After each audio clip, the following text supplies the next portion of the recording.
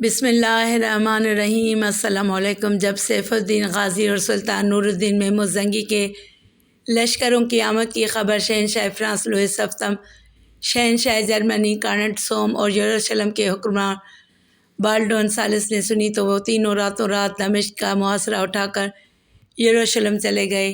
Safe الدین غازی اور سلطان نور الدین زنگی نے جنگ کے بغیر ایک اسلامی ریاست کو صلیبیوں کی دراز دستی سے بچا لیا۔ اس کے بعد عیسائی لشکر نے اسقلان پر حملہ کرنے کا ارادہ کیا، لیکن صلیبیوں کا یہ منصوبہ بھی ناکام ہو گیا۔ شہنشاہ جرمنی مسلسل ناکامیوں سے تنگ آ کر اپنے وطن واپس چلا گیا۔ شہنشاہ فرانس لوئس ہفتم چند ماہ فلسطین میں مقیم رہا اور پھر وہ بھی اپنی پیشانی پر نامرادی کا داغ سجائے ہوئے 1149 عیسوی میں فرانس لوٹ گیا۔ دوسری مقدس جنگ، جو بڑے زور و شور کے ساتھ شروع کی گئی تھی، ایک شرمناک موڑ پر ختم ہو گئی جس میں لاکھوں عیسائی مارے گئے۔ یہ ایک ایسی عبرتناک شکست تھی کہ جس کے بعد شہنشاہ فرانس اور شہنشاہ جرمنی نے زندگی بھر مقدس جنگ کا نام نہیں لیا۔ دوسری صلیبی جنگ، جس کا محرک شعبدہ آباد سینٹ برنارڈ تھا، وہ بھی لرزہ خیز انجام سے دوچار ہوا اور رہتی دنیا تک عبرت کا عجیب نشان بن کر رہ گیا۔ اس واقعے کے منظر تفصیل سے یہ ہے کہ ایک رات سینٹ برنارڈ نشے کی حالت میں ایک بری عورت کے ساتھ تھا۔ یہ وہی فاحشہ عورت تھی جو عورتوں کی 50,000 فوج کے ساتھ یروشلم آئی تھی۔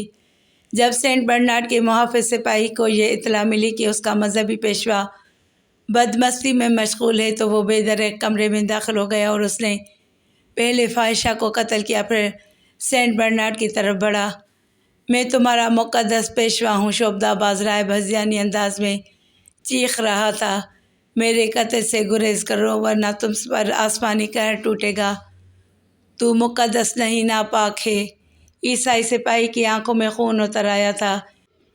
صلیبیوں پر یہ سارا عذاب تیری ہی وجہ سے نازل ہوا ہے، یہ کہہ کر اس غیرت مند عیسائی نے سینٹ برنارڈ کے ٹکڑے کر دیے۔ دوسری طرف اس اوباش ملکہ ایلینور نے شہنشاہ لوئس سے طلاق لے کر انگلستان کے شہنشاہ ہنری دوم سے شادی کر لی تھی، جو ایک بوڑھا اور ناکارہ شخص تھا۔ یہ شادی تو محض ایک آڑ اور پردہ تھی، ورنہ جب ملکہ ایلینور انطاکیہ سے رخصت ہو کر انگلستان پہنچی تھی تو وہ اس مسلمان ترک کو اپنے ساتھ لے گئی تھی جس سے اس کے غلط تعلقات تھے۔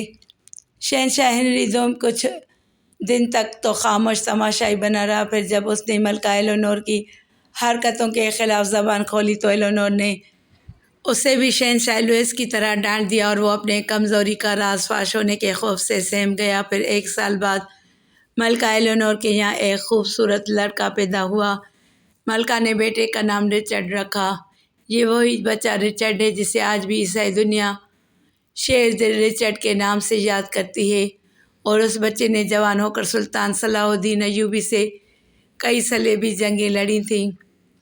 شہنشاہ فرانس لوئس ہفتم اور شہنشاہ جرمنی کارنٹ سوم اپنی محرومیوں اور ناکامیوں کا ماتم کرتے ہوئے کبھی کے واپس جا چکے تھے، ایک بھولی ہوئی داستان بن کر رہ گئے تھے، مگر ایک انتہائی محتسب عیسائی نوجوان گارنیٹ ابھی تک اس علاقے میں اپنی ماں لوزی کے ساتھ ٹھہرا ہوا تھا۔ گارنیٹ کی طرح لوزی بھی مذہبی معاملات میں دنیا کی انتہائی تنگ نظر عورت تھی۔ اگر اس کے اختیار میں ہوتا تو وہ صفحۂ ہستی سے مسلمانوں کا وجود تک مٹا کر رکھ دیتی۔ لوزی والی تیلیتا اندلس فنش کی بیوی تھی۔ وہ سمجھتی تھی کہ جس طرح عیسائیوں نے اندلس میں مسلمانوں کے سینکڑوں سالہ اقتدار کی بنیادیں اکھاڑ پھینکی تھی، اسی طرح بغداد اور مصر کو بھی نیست و نابود کر دیا جائے گا۔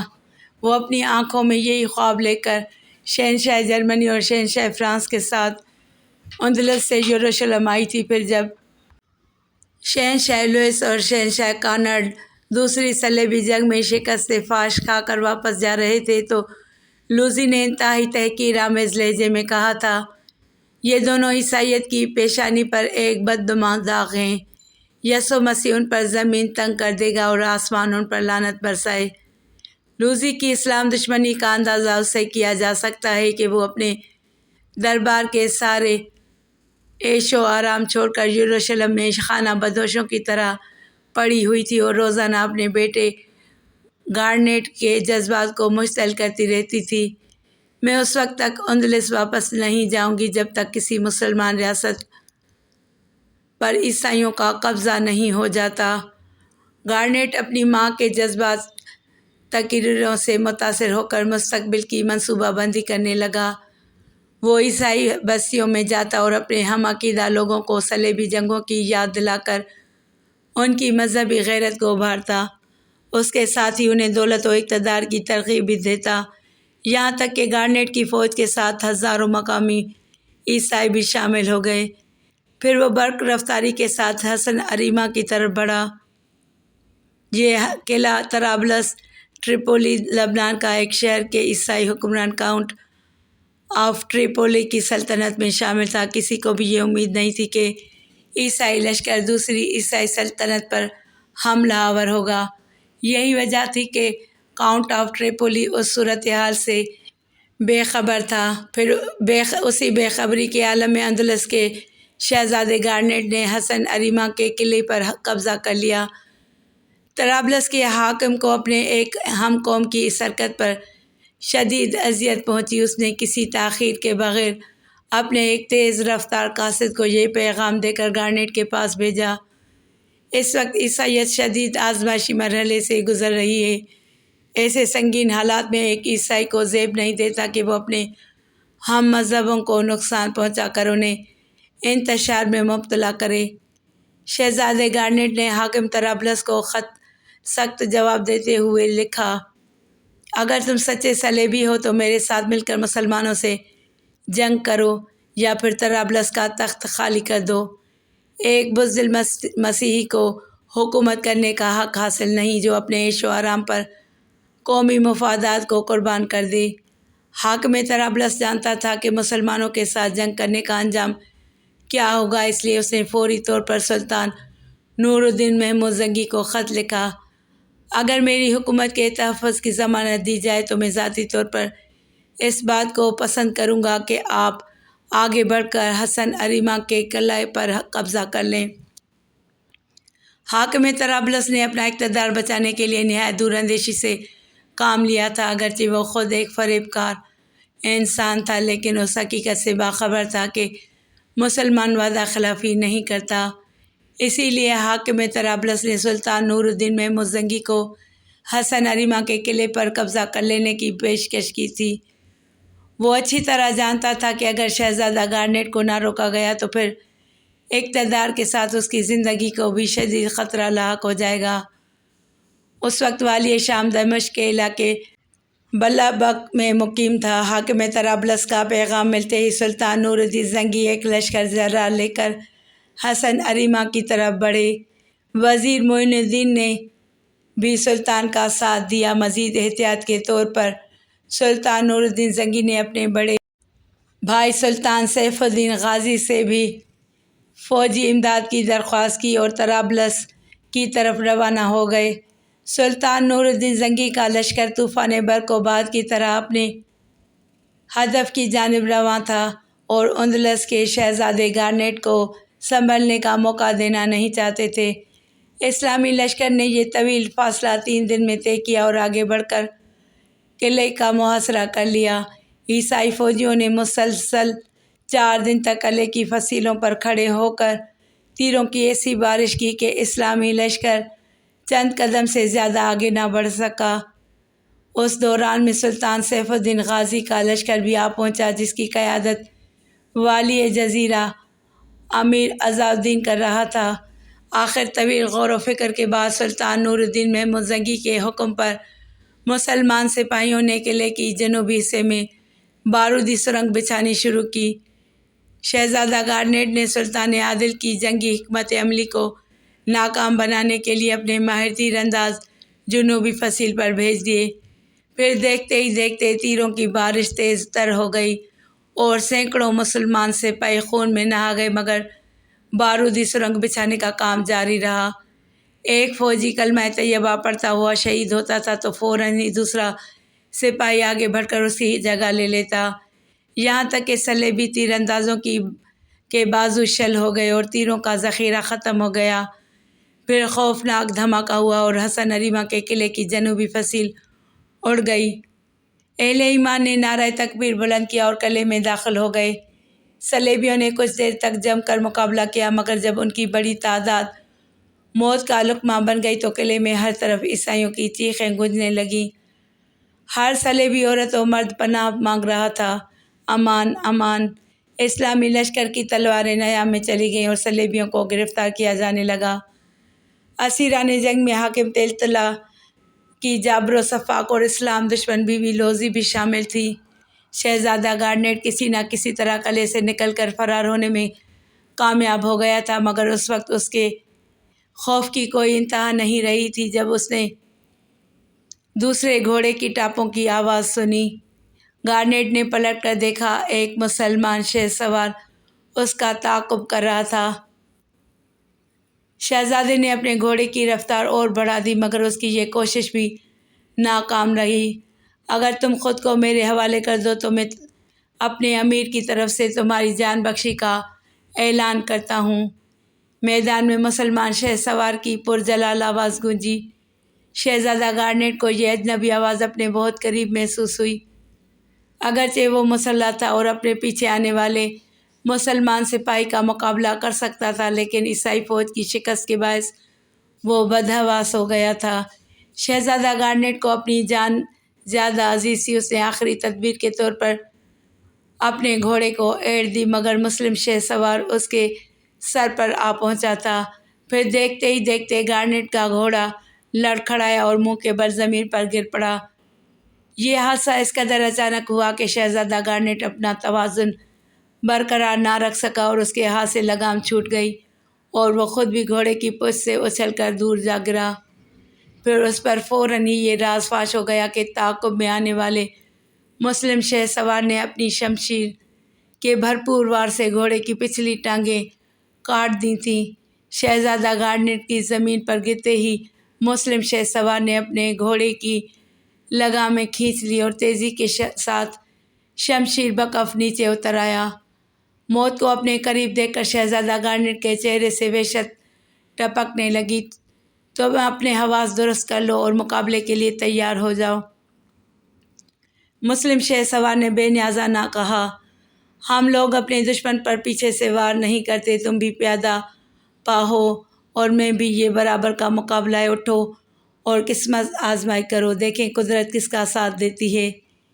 شہزادہ گارنیٹ کو اپنی بینائی اور سماعت پر یقین نہیں آ رہا تھا کہ کوئی دشمن اتنا وسیع القلب بھی ہو سکتا ہے۔ یہ موقع غنیمت جان کر اندلس کا شہزادہ تیزی کے ساتھ اٹھ کھڑا ہوا اور اس نے اپنے دشمن پر ایک بھرپور وار کیا۔ مسلم شہ سوار نہایت چابک دستی سے گارنیٹ کا وار روکا۔ پھر کچھ دیر تک دونوں شمشیر زن مختلف پینترے بدل کر اپنے اپنے داؤ آزماتے رہے، یہاں تک کہ شہزادہ گارنیٹ کے دائیں ہاتھ پر کاری زخم آیا اور تلوار چھوٹ کر دور جا پڑی۔ مسلم شہ سوار نے اندلس کے شہزادے کو ایک اور موقع دیا، مگر اب اس کا زخمی ہاتھ شمشیر کا بوجھ اٹھانے کے قابل نہیں رہا تھا۔ پھر دیکھنے والوں نے دیکھا کہ مسلم شہ سوار اپنے گھوڑے کی پشت پر تھا اور شکست خوردہ عیسائی شہزادہ لڑکھڑاتا ہوا گھوڑے کے ساتھ ساتھ چل رہا تھا۔ تمام صلیبی سپاہیوں کو پابائے زنجیر کرنے کے بعد شہزادہ گارنیٹ کی تلاش شروع ہوئی۔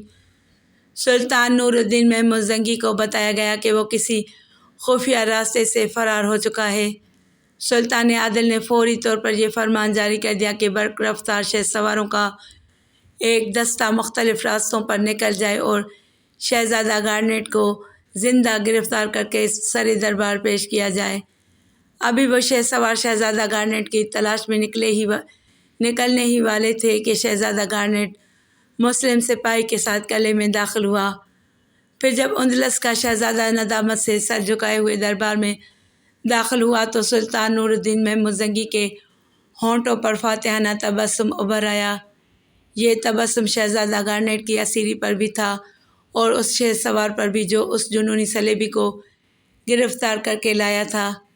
یہ مسلم شہ سوار کوئی اور نہیں، سلطان نور الدین محمود زنگی کا مصاحب خاص یوسف صلاح الدین تھا۔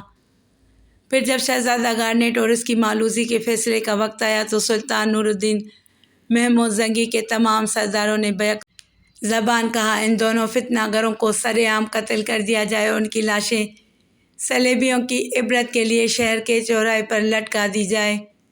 صرف یوسف ہی تھا جس نے سرداروں کے اس متفقہ فیصلے سے اختلاف کرتے ہوئے کہا ان دونوں کی لاشیں چوراہے پر لٹکا دینے سے عبرت کا یہ تماشا زیادہ سے زیادہ شام تک ختم ہو جائے گا۔ میری رائے میں اس تماشے کو اتنا طول دیا جائے کہ صلیبی قوم روزانہ اس عبرت ناک منظر کو یاد کرنے اور اپنی شکست و بربادی پر ہر گھڑی آنسو بہاتی رہے۔ صلاح الدین کی تجویز سن کر تمام سرداروں نے بڑی حیرت سے اس نوجوان کی طرف دیکھا جس نے شہزادہ گارنیٹ کو گرفتار کر کے اپنا پہلا جنگی کارنامہ سر انجام دیا تھا۔ ان سرداروں میں نجم الدین ایوب اور اسد الدین شیر کو بھی شامل تھے۔ خود سلطان نور الدین محمود زنگی کی آنکھوں سے بھی ایک سوال نمایاں تھا کہ آخر کس طرح اس عبرت ناک منظر کو طول دیا جائے۔ ہم اہل ایمان ہیں اس لیے اپنے دشمن کی لاشوں کی بھی بے حرمتی نہیں کر سکتے۔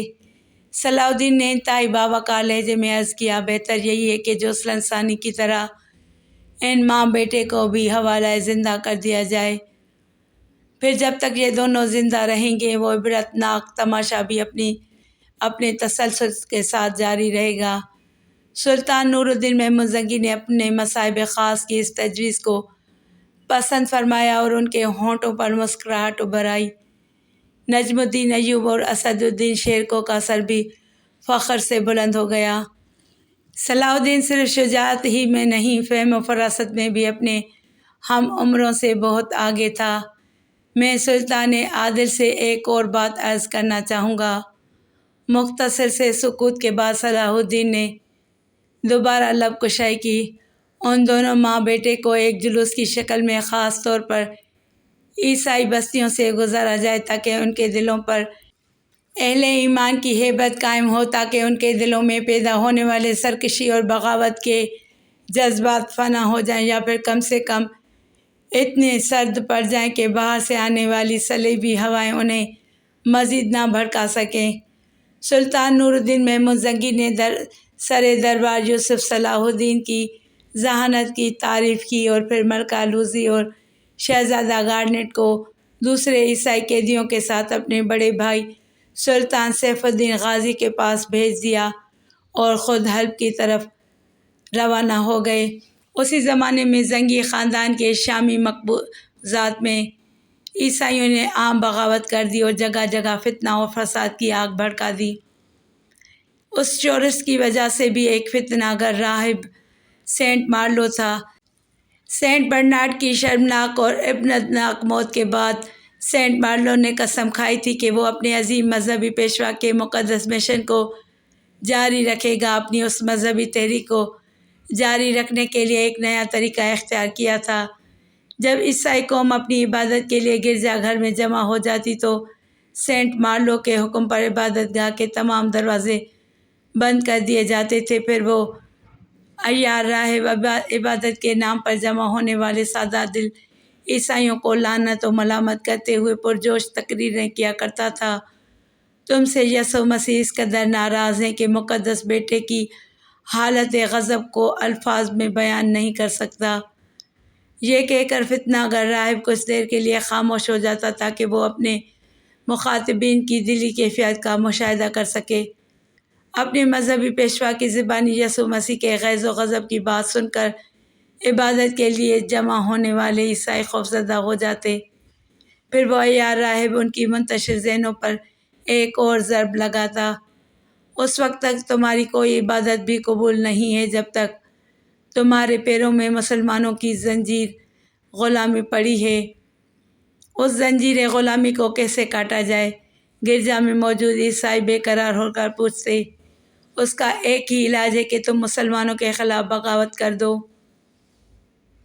سینٹ مارلو بڑی مکاری کے ساتھ صلیبیوں کو ورغلاتا۔ سلطان عماد الدین زنگی کے دونوں بیٹے نااہل اور ناکارہ ہیں، بس تمہیں تھوڑی سی ہمت درکار ہے۔ اپنی شمشیریں بے نیام کرو اور جہاں بھی کوئی مسلمان نظر آئے اسے بے دریغ قتل کر دو۔ پھر جیسے ہی انتشار پھیلے گا بالڈون ثالث کی فوجیں تمہاری مدد کو آ جائیں گی۔ دراصل اس سازش کی جڑیں یروشلم میں تھیں۔ بالڈون ثالث کی ایما پر سینٹ مالو شام کے علاقے میں داخل ہوا تھا۔ اس سازش کا ایک ہی مقصد تھا کہ سلطان نور الدین زنگی اور سلطان سیف الدین غازی کے مقبوضات خانہ جنگی کی لپیٹ میں آ جائیں۔ پھر وہ اس شورش اور بغاوت سے فائدہ اٹھا کر موصل اور شام میں داخل ہو جائیں۔ شاہ یروشلم بالڈون ثالث نے اس منصوبے کی تکمیل کے لیے ایک بڑی رقم مخصوص کر دی تھی جس سے ہتھیار خریدے جاتے تھے اور شام کے گرجا گھر میں پہنچا دیے جاتے تھے۔ یہ سارے ہتھیار عیسائی راہبوں کی لمبی لمبی عباؤں میں پوشیدہ ہوتے اور پھر گرجا گھر کے تہہ خانے میں جمع ہو جاتے۔ پھر ان ہتھیاروں کو بڑی رازداری کے ساتھ رات کے اندھیرے میں ان توانا عیسائیوں کو دے دیے جاتے جو جنگی صلاحیت رکھتے تھے۔